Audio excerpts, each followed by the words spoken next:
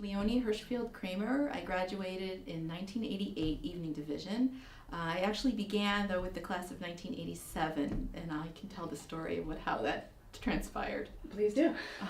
I went to the Evening Division. I started in the fall of 1983, and I was working full-time and going to school at night. And somewhere in the middle, the beginning of I believe it was the end, actually it was probably towards the end of the first semester of the year that I took property, so whenever that year that was, I got into an automobile accident, and I had to delay my graduation a semester.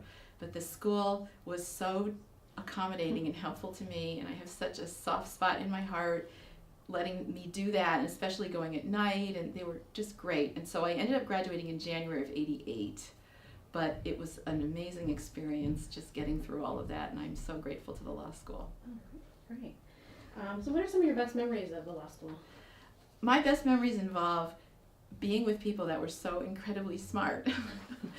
Professors, fellow students, fellow working people. I was just in awe of people who could work all day. Some of them had children and then come to school at night and take these kind of classes. So that was a remarkable experience for me to be with all these people that were so motivated. Are there any faculty members that you particularly remember? I remember, oh my goodness, Professor Scanlon teaching contracts. Mm-hmm. I had very fond memories of him and his class, and how that was a really hard class for me. Somehow I just never really understood that concept with the hairy hand, that case. But he just made it more approachable and less scary for me. And then I remember Professor Kurlansik. I took him, I'm trying to think, I don't remember which subject I had him for, Louis Kurlansik, but I really, really liked him. Great. Are there any lessons you learned here at UConn that you brought into your working life? I think the biggest lesson that I had that I took away from law school was just that you could do if you have a dream and you want to set your goals high enough, you can do it.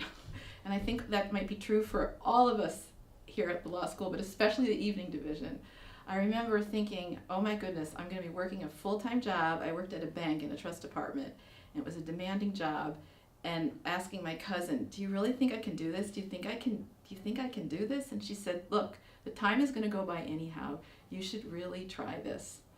And once I got here, again, we were all kind of, fellow compatriots working, and we all had stories, so we bonded really quickly. Mm-hmm. And that was really terrific for me. Great. So what was your working life like after you graduated? What sort of work did you do? Well, it was very interesting because I was working in the trust department of a bank, as I said, and I worked in the ERISA retirement division. And the bank wanted me to come to school so that I could then become like an in-house counsel for them. The bank was subsequently acquired by a larger bank that had its own counsel, so that was not really going to be happening. And I remember wrestling. I had an offer from a law firm here in town. I liked my job, and I was thinking, what am I going to do? And then someone introduced me to my husband, who was going to become my husband. Actually, he was my boyfriend, and he lived in California. So I started flying back and forth, and we got married. I moved to California, and I had taken the Connecticut bar. I took the California bar, and I remember I got 2 results right around the same time: a pregnancy test and the law and the bar from California, and they were both positive. And I thought, I don't think I can be a full-time mom, and I've juggled all these things. I think I'm just going to stay home for a while. And then I subsequently had a second child. I live overlooking the Pacific Ocean. I got really used to just basically negotiating disputes between my children. That was as close as I came to practicing law. So I like to say I've been in a courtroom twice. I swore in twice, once in Connecticut, once in California. So I really haven't formally used my law education, but it helps me all the time. I just think I learned to think a certain way coming here. Yeah. Great, thank you. Let's see. How do you think your classmates would remember you?